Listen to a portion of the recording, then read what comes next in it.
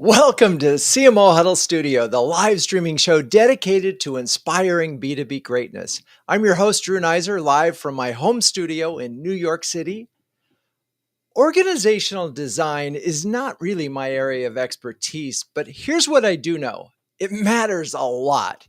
If you divide your marketing department into functions, this is a pet peeve of mine, revenue marketing and corporate marketing, you are suggesting that one group is linked to revenue and one isn't. How you organize also reflects your priorities and overall philosophy of how marketing works.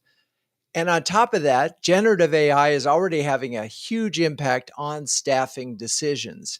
So, what's the ideal organizational design for B2B marketers in 2025? That's what we hope to find out in the next 50 minutes. With that, let's bring on Kelly Hopping, CMO of Demandbase, who is joining the show for the first time. Hello, Kelly, and welcome. Hi, Drew. Thanks for having me. It's great to be here. How are you and where are you this fine day? I am doing great, and I am in Austin, Texas today, where we are just starting to see a little bit of winter. Austin, Texas. All right. Well, I hope to be there for South by this year or next year. So, uh, Absolutely.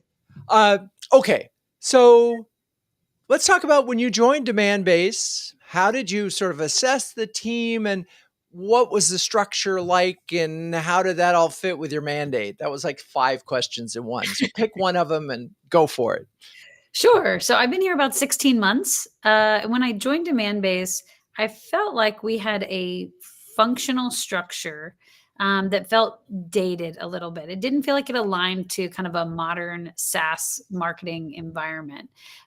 Even terms like you mentioned in your opening, terms like corporate marketing feel like it's disconnected from demand, it's disconnected from revenue, it's disconnected from dynamic. It feels like you're making PowerPoint templates, and it just feels very stodgy. When the reality is, like a content marketing team is dynamic, they're demand oriented, they're a center of excellence for whether it's top of the funnel, bottom of the funnel, middle of the funnel, and they're touching every single part of it, internal and external. And so, to me, it was really about looking at the team, the talent on the team, but also the structure of the team to say, what is going to send the message that we are ready to be dynamic with our customers and with our sales team? The first thing I told my team when I got here is I said, my number one goal is for sales to love us. And that doesn't mean that we optimize everything for sales. It doesn't mean that everything is bottom of the funnel pipeline. It means that we give them a brand that they love, team that they like working with, pricing that's simple to understand, content that's easy to consume and share and distribute, events that they're proud to invite their customers to, all of those things, thought leadership that makes them proud to sort of be on part of the Demandbase umbrella. So if we thought about all that, it drove a different thinking on our structure. Yeah, I can see it, and it's funny. No one's presented it that way, and we talk a lot about on this show and in huddles about sales and marketing alignment. But you're really saying you're going to set the team with that very very clear story of sales with a big heart on it, which I think is fascinating. So, how did that? Knowing that that's what the goal is, how did you sort of restructure the team? Yeah. So, restructures are interesting because one, you are assessing talent. So, part of it is getting the right structure for the strategy. Another part is looking at the talent you have and saying, do I have the talent to deliver that structure? Because there's a little bit of a dance between playing to people's strengths while also up leveling talent if needed, or restructuring in a way that makes sense strategically. So, the big pillars I think were most important was I needed product marketing to be a very strategic linchpin between product marketing, sales, CS. And so I needed to really build out that capability, invest in leadership, invest in development, invest in kind of redefining what that role was all about. So product marketing became a big one. And it was, it is I sort of think of it as the horizontal. It sort of thinks of like, what are all the different products and use cases and competitive positioning and things that we need to go into the market. And then kind of my hash across that was our growth team.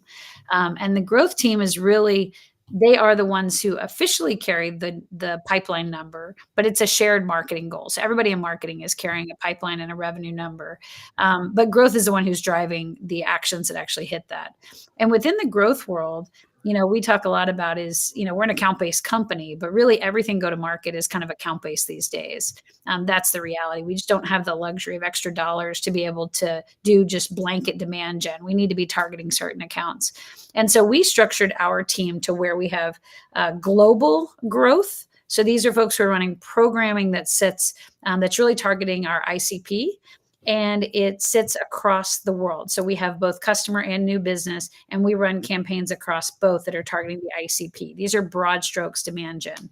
And then a layer underneath that is we have field or ABM marketing, which is regional. So we have it for North America East and West. We have it for EMEA. And within that space, we have both new business ABM, we have customer ABM, and then we have it structured within the team as one-to-one, one-to-few, and one-to-many. And their overall goal is to hit our target account list, which is a subset of our ICP. And so that's sort of the way we think is global ICP, regional, ABM at the TAL level or the target account list level. That's sort of our growth team. Then you have supporting functions. We have partner marketing as a part of that. They're also running targeted campaigns. They're tiering one-to-one, one-to-few against partners in the same way. And then we have the SDRs, of course, which are an extension of that team that amplify all of these programs and the message in the market and catch them. And then we have this sort of shared content team, which owns everything from brand, our brand communication pillars, our key messaging lines, our quarterly themes, all the things we want to do there. And then all the folks that take that strategy and activate it in the world of creative production, content production, SEO content, website production, all of those things. So that's the general gist. And then sort of our fourth leg is just how do we amplify all of that in the market? So we have an evangelism and influencer team whose job is really just to amplify that message. So they take all this great content, all this great thought leadership, get it on a stage, get it into podcasts, get it into blogs, get it into webinars and all the different channels.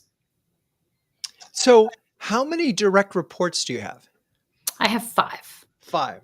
Yeah. One for each of those things that we just outlined? Yes, one for each of those. And then I have someone who supports me who runs all sort of operations for go-to-market across marketing and sales. And so she does everything from my calendar to offsites to internal events to that kind of thing. Got it. So help me on just this question the notion, and you talked about it a little bit, but I want to sort of lock it down.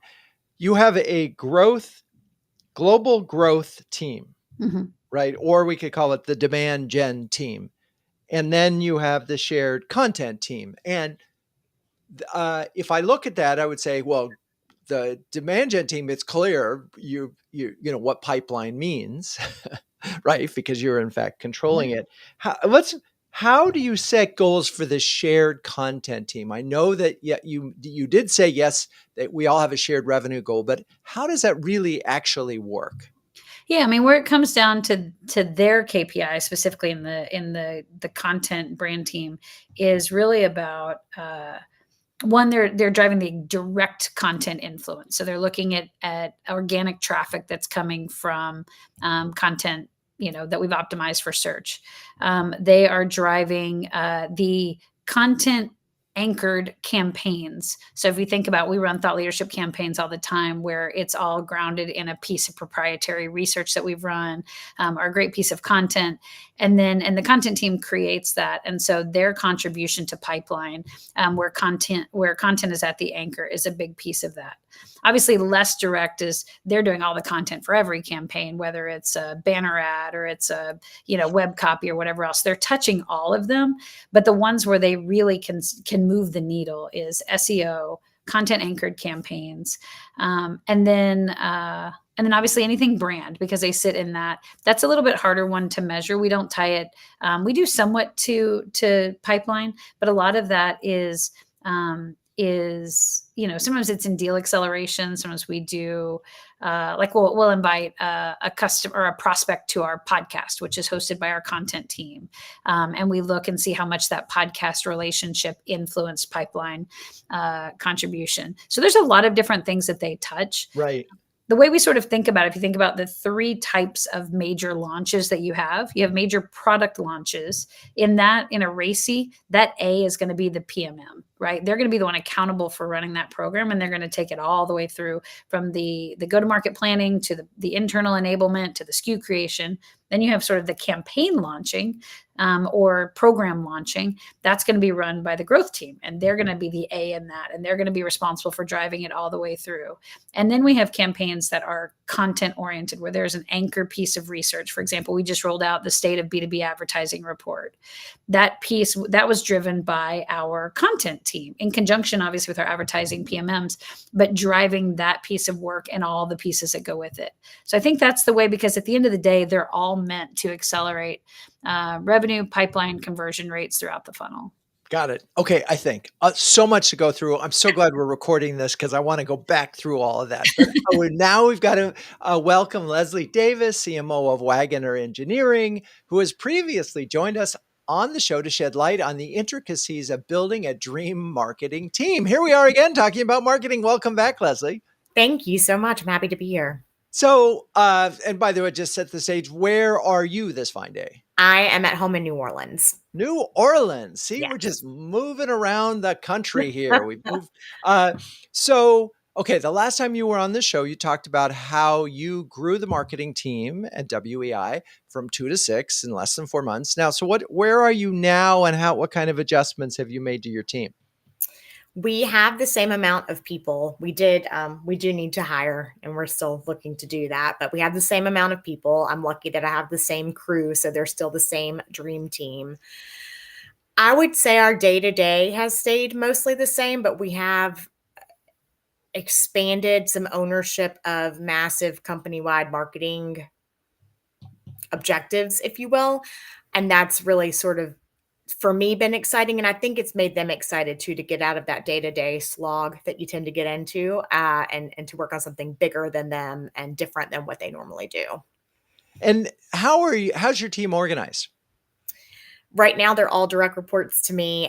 We have our proposals team. That's a big thing in the AEC industry. So we have a couple of people on proposals. We have a marketing specialist who really does any and everything, but she works hand in hand with our graphic designer, and those two sort of tag team all of those elements. We have a part-time assistant who's lovely and has been with the company a lot of years, so she has a lot of insight, looking to expand the proposal team at some point. So here's a question, and then I'm really asking this for the benefit of my team at CMO Huddles, because we seem to come up with ideas every day, and so does our community. And at some point they say, "Uncle, we can't do anymore." And this is a challenge when you're managing a small team with big ambition. How are you able to? And by the way, both you and your team come up with ideas, but externally, obviously, anybody could say, "Hey, let's get marketing to do X, Y, Z." How are you managing it so that the fact that your team has stayed suggests that you are managing it? Because if they were burned out, they would be leaving. I hope that's true. I try very hard to manage it. I think this recent change for us to own bigger company-wide marketing objectives has been a huge part of it. A lot of it is just reminding them that the needle is moving, and you might not feel it. And I say that probably every day. You don't feel this today, but there's an impact. Last year, I did a year-end wrap-up with just how much we grew in NSR and how many proposals led to that, and how many graphics did we make, and what slicks were effective or not, or you try your best with the data that you have. And look how we grew in brand awareness because of our digital efforts. Those are all things that are moving the needle and making the impact that we need to make to grow like we're trying to grow in different markets and geography. But when you're day to day doing it, it's very, very tough. And so that's one of the reasons I brought in a marketing consultant, or I brought in a consultant, not specifically for marketing. We got together under the same roof for the first time in June, which we're all remote. And at first it was just, we need to work on some objectives. What should we do? But she allowed us, she was a great consultant. She allowed us to talk about what we see the company needs so desperately, but we just can't get to because we're too bogged down. And to take that day and a half of time and say, these are the things we've got to get done that are going to make such an impact. And then from there, we divided it out. We said, I'm willing to own this and I'm willing to own that. And I'm going to set my own schedule and pace. And we have a full year.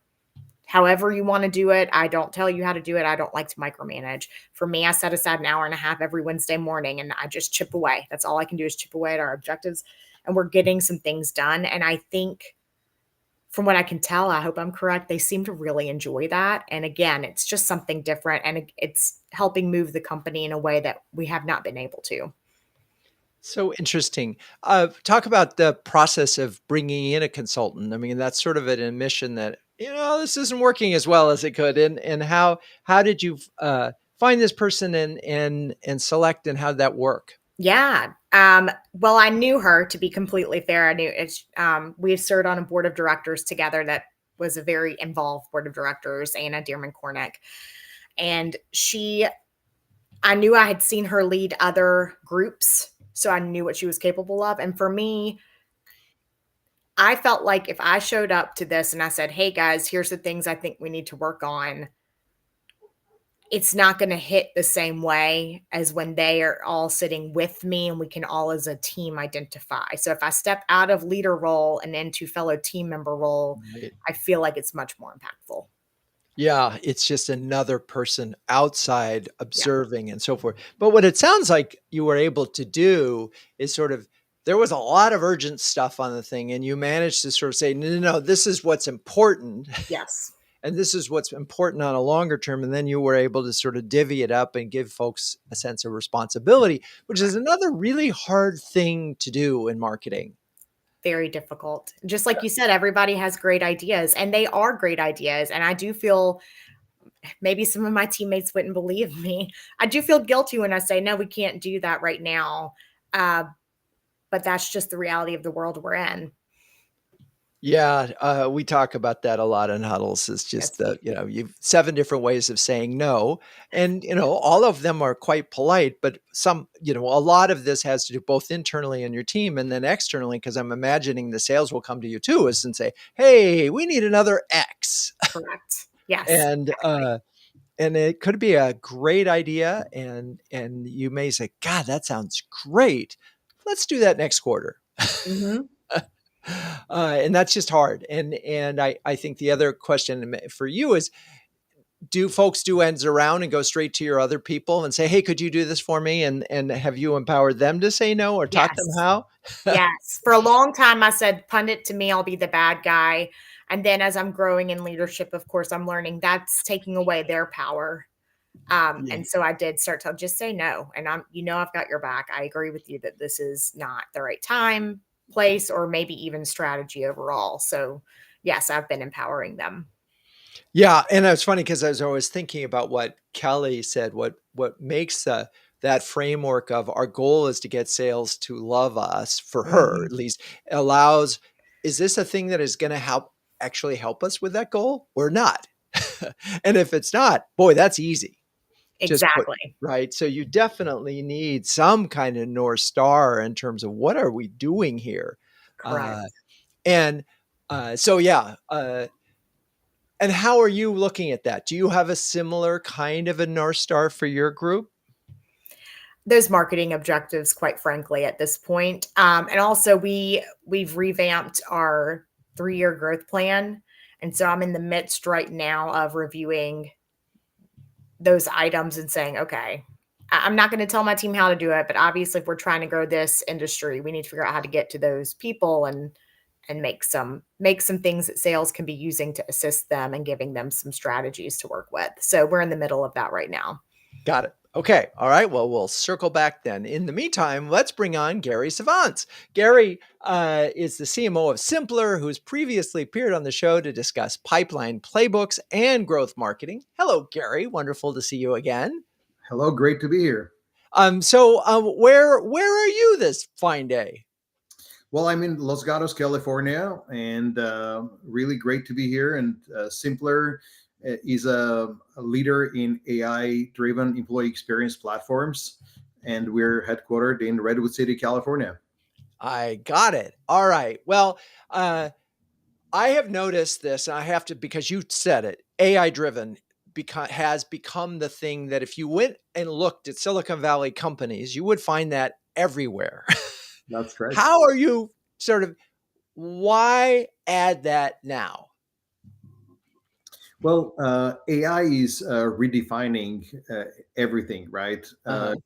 And in employee experience, we're making a huge difference in employees' lives. I mean, we have a motto is where work is good, life is better. So what we have built is one place to access everything, from your information on HR records to where information is, and that makes things very easy, and it consolidates in one place. So, for example, where employees looking, hey, what is my 401k? The AI is able to say, hey, it looks like you're over a certain age and you qualify for catch up, and here's a link, and here's how you can increase your contributions for catch up. So AI is making life so much easier for employees and making them more productive and delivering stronger results, and cutting costs associated with the burnout and people leaving because companies are disconnected, and employees often feel like there is too many disconnected processes. Okay. All right. Shifting gears, we now sort of have a pretty good sense of what Simpplr is and what it does. How are you organizing your marketing department, and has it changed since this AI initiative has sort of taken over the brand and what your promise to your customers? Well, it's very interesting. When I joined the company, we had a very strong demand generation team. And what is really interesting is that the demand gen team is generating about 80-90% of the revenue, which is coming from inbound marketing, which is quite unique in SaaS B2B space. But what we did not have is a lot of other chunks of the marketing team. So in the 6 months I've been with the company, I went into building mode. So we build product marketing team. Now we have a really strong leader that has 4 product marketers. I hired a marketing operations leader and built the whole marketing operations function. We moved sales development, which includes BDRs and SDRs, into marketing. We established treasure ops, which is like project hunting. It's sort of like the next generation of account-based marketing. And finally, hired a corp comms person to drive the PR, content, social, and branding. So been a lot of building, a lot of hiring, and seeing really good initial results. I mean, we had last quarter was the record quarter in early stage and late stage pipeline in the company's history. We have great partnership with sales, and we're revamping our core messaging now, and AI is playing a huge role in every one of those functions. What I talk to my team is that AI is the DNA of every single marketing function. So let's talk about that then. Because as I look at your group, I mean, first of all, phenomenal inbound. That's just, the kind of a dream scenario of where you have a marketing engine that is actually working and driving inbound. So that is amazing. And you obviously don't want to do anything to screw that up. For sure. Right. So, but and interesting, both you and Kelly talked about product marketing team, and I do want to, when she's back with us together, I want to go through that and what that looks like and why it's so important. As I think about, how many direct reports do you have, Gary? I have probably 7 or 8. Okay, that's a lot. And you mentioned treasure ops. Can you put a little more definition on that? Because I'm not sure exactly what that is. Yeah, treasure ops is something that I put together for the first time 2 companies ago. And it comes from the idea of, demand generation creates a lot of demand, right? There is, there inbound leads, there, outbound, there is content, there are qualified leads, there are MQLs, there, a bunch of other things.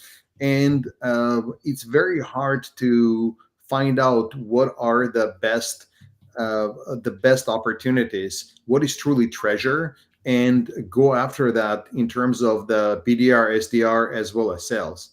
And intent marketing is helping quite a bit, but it's not truly the only answer. So what I've done a couple of companies back, and what we're doing here now is created this treasure ops role where we have a couple people looking at the leads on a daily basis, and looking at intent signals from 6sense, which we use, and other sources, and identify what are the most promising leads based on our ICP, based on their behavior, on the intent and other factors, and then prioritize those. Look at the history of those leads, and come up with a custom ABM type of approach.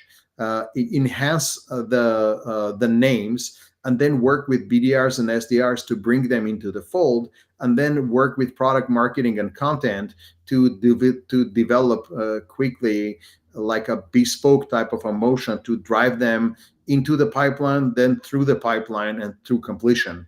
So when I started that in 2 companies ago, in a company called Secure, we generated about $80 million of pipeline within 6 or 7 months of the program, which was phenomenally successful. Here, we've been doing this for a couple months, and we're approaching $10 million of pipeline, and it's really strong quality pipeline, and it looks really promising. And that's what treasure ops is. Treasure hunt. Yeah. I clearly need to get into that. There's a lot of things that you mentioned in there that the low hanging fruit to me was just the notion of enhancing names. What you're talking about is building out like a buyer committee, all the buyers in a particular situation like that, so that it's which is obviously one of the bigger challenges. And then I'm imagining, by having this treasure ops, that when you actually hand it over to sales, you're actually giving them kind of a complete package.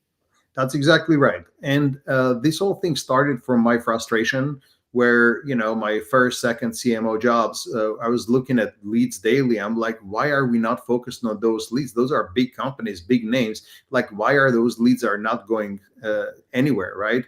And then, like, company after company, I realized that it's just a breakdown in the process, not just with sales, but within marketing as well.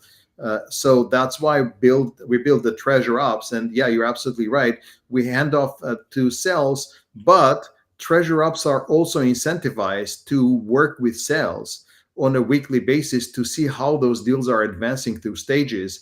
And we also established with sales these 2 categories, one called stalled opportunities and one called at risk opportunities. One is early stage, one is late stage, where we work together with treasure ops to see if they're stalled or they're at risk, to revive the motion and enhance, like, buyer committees, or go to other people to advance those leads and not lose them or not get them stalled.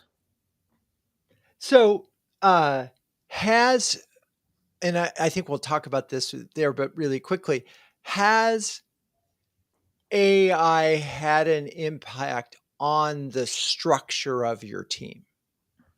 Yeah, absolutely. AI has an impact on every function, and we'll talk about it later. But a couple of structural things that AI had impact is, one, on the content. Like, before, we would say, hey, we need 3 or 4 content writers, right? Now I have 1 or 2 that are really good, like really good writers. but they're also really good at AI and really good learners and very curious people. So if you combine that writing wisdom and brilliance with the curious mind and an AI black belt, the magic happens where all of a sudden we're producing like I don't know 3-4 blogs with one person, and blogs are absolutely amazing. Where before you would have like 3-4 people to do similar type of work, and it would be much longer, and the results quality may have not been the same. So content is one. The corporate communications is the other one. The way you do PR is very different. It's pretty cool. For example, before you would work with a PR agency, right, to say, hey, who are the writers and what do they write? Now you can basically, if you know how to work the AI engines, you can tell, hey, I want to find out who writes about us, about our competitors, create a list, and then give me like a small dissertation of what each author writes and what are the pain points, and then write me, here is all my news, all my relevant content. Write a pitch to those authors, to those writers, and create like a email, and then the corp comes, sends that, and gets coverage, and gets interviews, of course, from which we get coverage. So if you think about it, this all work is done by one person within, like, let's say like 3-4 days, which before you would have like a PR agency to do this all work within a month or two. Amazing. All right. We'll come back to all of that because I definitely good stuff. Thank you, Gary. It's time for us to talk. Let's bring everybody back. Time to talk about CMO Huddles. Launched in 2020, CMO Huddles is the only community of flocking awesome B2B marketing leaders, and that has a logo featuring penguins. Wait, what? Yes, well, a group of these curious, adaptable, and problem-solving birds is called a huddle. And the leaders of CMO Huddles are all that and more, huddling together to conquer the toughest job in the C-suite. So Gary, Lesley, Kelly, since you are all three incredibly busy marketing leaders, I'm wondering if you could share a specific example. And I know, Kelly, you're brand new, so it's okay. You're off the hook if you don't want to, of how CMO Huddles has helped you. And Lesley, you've been with us the longest. I think that every industry is a little different. I'm not in SaaS, for example, but there's something to learn from every industry. And so when we get on our huddles and we're hearing about what people are doing or the challenges, I always leave with at least a page of notes about, wait, we could be doing that, or hey, this would be awesome if we could incorporate this. And I don't have to start from scratch necessarily. I can sort of review what they've done and see what's applicable or not. It's been immensely helpful in our business growing because of the knowledge I'm able to bring back. I love it. Thank you, Lesley. Gary, you've been with us a while. Any thoughts in terms of how CMO Huddles has helped you? So I'm gonna make a cheeky comment here about it. I think of CMO Huddles as an human-powered AI for CMOs, right? If you think about it, AI is as good as the source of the data sources, right? And as a CMO, how do you get access to knowledge and experience and data from lots of other CMOs and marketing executives and leaders that are specifically in B2B space? There is really no other place.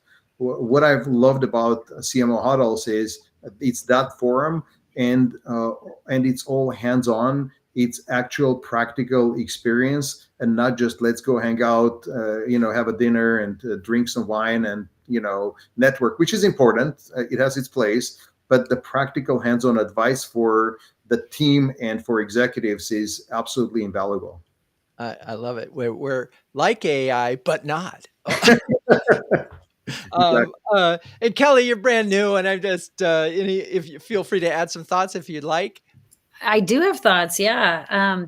Yeah, I mean, I think in terms of being able to attend the CMO huddles, I've only been able to attend a couple of the live ones, but I think the conversation is very lively. People are very engaged. They have lots of ideas.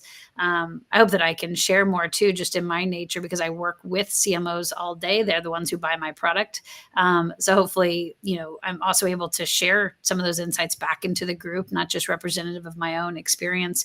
But as Gary said, like being a CMO is there's not a lot of L&D time in the world of CMOing. Like we have a busy job to get it done, and so it's our chance to develop ourselves and round out our skill set and make sure we're being wise and bouncing ideas off and hearing things that are working and hear the things that are testing. Even what Gary was talking about with AI and how we change that, we're working it through every part of our org too. And so thinking about hearing people say that and what they've tried is great. And I will say the most tangible bit of feedback is I love the newsletter. Like the newsletter is super tactical, like it and in the best way possible. So for instance, back in September, we were in the middle of a brand redesign, which was a complete rebuild of our website. And you guys sent out a summary or an email. I think it was all from the CEO of Spiralize that had done this whole talk about landing page optimization and CRO and all those things. And it was so helpful. And I literally sat down with my web team and said, hey, let's go through this. Are we thinking about every one of these things as we roll out this new design? And they're like, oh, we hadn't put product images on the homepage. That's a great idea. Let's do that. So there's just a lot of really, really meaty stuff beyond just the great conversation. I love it. All right. Well, thank you so much, the three of you. If you are a B2B marketing leader who wants to build a stronger peer network, gain recognition as a thought leader, and outswim your competition, take a second to sign up for a free starter program at cmohuddles.com. Okay. So this conversation, and we've started talking about AI and the impact of that. And I think this is the biggest question that every single CMO is facing right now is, how is this going to change the structure? We know it's changing the expectation, like leadership. And maybe that's a question, and I'll start with Kelly and Gary. Are your leaders expecting you to, because of generative AI, need fewer writers? Is that just an expectation now? Kelly, you shook your head. No. Okay. Yeah, I would say no. I think I don't know. Gary, we'll hear what you think. I don't think that I try to think of AI as a revenue accelerator, not a cost cutter. And so I think of it as a means, like maybe it will, but what I really think is that my team hopefully now gets to use their strategic brain power on more relevant, impactful things than mundane, repeatable tasks. So that's where I really think about it. It's not about getting less people, it's about getting the best out of the people that we have. And so from that perspective, like we use, for example, my SDRs, we just rolled out Clay as a data augmentation AI powered solution for our SDRs. That doesn't mean I need less SDRs. It means that my SDRs are now spending more time outbounding or working inbound leads than they are doing research on these accounts. And I think that's a great value add. My content marketing team, they're using AI not to outsource their writing. They're doing it maybe to create an outline to start their writing process, maybe to brainstorm, innovative headlines for an article they've already written. They're using it to automate certain workloads, like grabbing win-loss data from certain fields out of Salesforce and turn it into insights that they can then go write content about. So all these things that take a lot of time and manual labor are getting outsourced to AI so that the existing team, not a smaller version, not a scaled down, the existing team can bring their best selves to work. Yeah. Go ahead, Gary, because you talked about efficiency, and I think it's such an interesting, different and perspective and an important one to discuss here. I agree. I agree that it's not about cutting the team. I think it's more about scaling fast and efficiently, right? So, if you're scaling the company, it's in, let's say, fast growth mode, right? How do you grow fast? In prior lives, right, before AI, or for example, for the same content, you would hire more content people or more product marketing people or, different PR agencies, et cetera, right? That is still there, but the opportunity that AI brings again, as I mentioned, the magic is finding the right people who are AI first, and they're also great practitioners in their particular niche or area. That means that I can grow without as many hires, and with the new hires comes, of course, all forming, norming, storming, etc. And that takes time, and then you don't know, certain people work out, certain people don't, right? You still need to hire, but less, and the efficiency is much higher, and the results are better, and it gives a rare opportunity to out compete much bigger competitors, and that's, I think, where AI makes a difference. The second part is, by AI native, I mean and there's so many things that we do on a daily basis, and a lot of times we have to invent those things, right? And the reality is that a lot of those things have been already invented by many companies, and they're working well. Now, what I'm not saying is that let's not invent amazing new practices. That's still important. But the mundane things, or things that they've been done there, they've been success. AI will help to find those things, methodologies, and give a good starting point. And that saves a lot of time, money, and efficiency, and dollars that could be redeployed to different programs to accelerate the growth. And I do say those are different perspectives, and it's interesting, and I think it's important. And it probably depends on where you are, but there's efficiency here. And you're using it, Kelly, in the case of sort of helping people be more productive, and you are too, Gary. But you're also saying, well, I'll need fewer people to do more, and I think that's so interesting. And Lesley, I'm curious. You have a small team. One would think that this could be a godsend for you. And has your team adopted, and are they using it? Yes, and that was one of those objectives, is we were all sort of using it, and we knew we were, and we talked about it, but we need some team norms that were built out, and share that amongst each other, and figure out as a team how to use it even better. It's been incredible for us. We're having a connection issue, and I'm not sure if it's Restream or it's one of our individual ones. So hang on one second. Laura, do we know is this my problem, or is this our overall problem? Hello? I don't know. Kelly, can you hear me? I can hear everything. Yeah. Oh, okay. All right. Well, Lesley, you were starting to talk, and we'll hang on one second. I still have a reconnecting sign going. I love live streaming, don't you? Always fun. It is fun. All right. Well, we're gonna. I think we're connected here, but I don't know what's going on here. I'm just gonna see if that's all right. I'm still connected, right? You can still all see me, hear me? Okay. All right. I think we're good. All right. So, Lesley, you were saying how your team is using generative AI.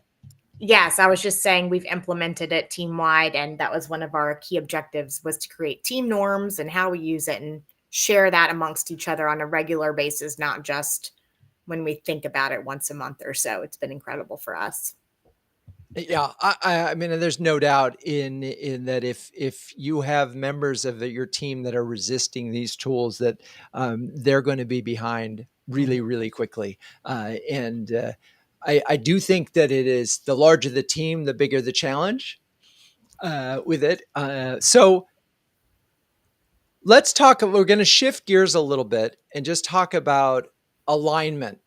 And Kelly, I'm going to come back to you, because your sort of overarching goal was so clear and so sort of emotional. We want sales to express love to marketing, and that's such a wonderful perspective. I'm curious, have you used that approach before in previous jobs?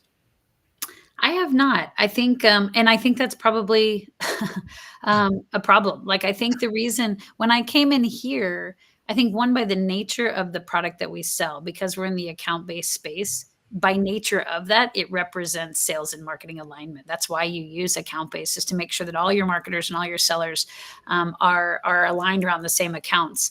And so I think what it's allowed us to do is exemplify what we're promising. So if we're promising a product that's going to bring your sales and marketing teams together around the same accounts, that we then as Demandbase, where we run Demandbase on Demandbase, that we are exemplifying that behavior and that we are operating as one team. And so, my previous CRO and I even wrote a book all about sales and marketing alignment because we thought it was so important. And so I wanted to build that relationship from the very beginning so that if things weren't working, it wasn't this tense kind of marketing did this, sales did this. Instead, it was we've already developed a relationship that I can go to the sales team and be like, hey, I don't think this is working. Can we make adjustments? And just the same that they could come right back to me and do the same. And we may have lost Drew. We have live shows or just fun like that, but I think he's back. I am, yes. This is just a little crazy. Thank you, Laura. Okay, so you were talking, Kelly. Sorry about that. That's okay. I just finished my thought. We were talking all about sales and marketing alignment. I won't repeat it unless you want me to. Oh, no. And I'm assuming that it all got recorded. So that's good. Okay. So, all right. I'm just going to imagine. So, Lesley, now that you've heard this, I'm just curious, will you, is there an equivalent opportunity at your company to sort of keep that focus? The focus of loving sales and giving them or some kind of similar, because it's just such a smart and simple idea that I think, and then to sort of get alignment across whatever the function is. I definitely think so. I personally have room to grow there, and it's not a dislike of sales. It's a sometimes forgetting. We're trying to give them everything they need to succeed, even when I feel like they're drowning us. So I can definitely grow in that area. But I will say I'm very thankful that our Chief Growth and Strategy Officer and I do work hand in hand, and we get along. We agree on most everything. We would not blame each other. I just need to do better at supporting those who report up, probably. Got it. Okay, switching gears here, and we started talking about compensation a little bit, and Kelly, you brought this up, but I'm going to go to you, Gary. So every PE-backed and VC-backed firm, there's sort of a lot of pressure to tie marketing to revenue. Obviously, there's no, in an ideal world, you'd be able to do that on a direct line, dollar spent, dollar out. But as John Miller says, marketing is not a pinball machine. You can't put in a quarter and have a gumball come out. It doesn't work that way. So how do you, when you have these different marketing disciplines, some of which in theory, you could say, oh, well, they clicked on that SEM ad and therefore they went on through. Of course, the only reason they clicked was some of the other programs that you did. But how do you get sort of alignment within a group that has different structures on a compensation basis, or do you even try? Yeah, a good question. It all starts with a focus, right? In the end of the day, it's important to remember that marketing, in the end of the day, it's a financial tool. And it's, setting the focus on what is the most important. And the most important thing in my book is ARR, retention, and growth, and margins, of course, right? In the end of the day, once you enable growth, metrics are important, but it's less of a finger pointing, and everybody is much more aligned, working in unison, right? The wake up experience for me was at my very first marketing CMO job, where the CEO came over and said, "Hey, what is your CAC?" I'm like, "Well, let me figure out, demand gen budgets, this." No, he goes, no, that's not how it works. Basically, we're going to look at all the sales, and all marketing expenses. And, we're going to look at what is the CAC, right? And that was kind of scary exercise. And when we looked at the CAC at the time, it was like $20-something thousand per sale. And the average deal size was, let's say, $18,000, which was not very good, right? And we're just talking the marketing part. But that gave us a North Star to where we want to be. And the whole marketing team aligned around that. And within a year and a half, we were actually at $1,900 on the marketing side, which was quite incredible, right? And that's what I mean by having a North Star and making sure that everybody's aligned around like, hey, our goal is ARR and of course retention and other things, but that's primary goal. And then aligning every marketing function to have metrics that drive that, and they're coordinated and they're working together. Now, to answer the question about SEM, right? There is attribution. Attribution is never perfect. There are elements there, and it's important to measure it. But what's important is to see how all this thing adds up and whether or not it's contributing to the goals and we're achieving the goals or not. If we are, then you constantly tweak and you find what works and you accelerate. And if it doesn't, then you fix the parts, and make sure that it aligns and realign goals and eventually get to the point that metrics are adding up and it's a really well built and oiled machine. So, and I appreciate all of that. I also sort of one of the things that we've had conversations in huddles, and certainly last month as we talked about budgeting and planning, is trying to pull back a little bit and avoid getting ROI analysis on things like channels and ROI, and even perhaps we can get it to the campaign level, but maybe let's look at marketing overall and growth overall and just look at it that way. And so I'm curious. So again, we're trying to stick on organizational structure, but compensation matters because what you if there's bonus structure and it's tied to a particular metric, that's all people are going to think about. That's what they're going to be focused on. So Kelly, how are you handling that in your team? Because you did say that everybody is tied to sort of revenue.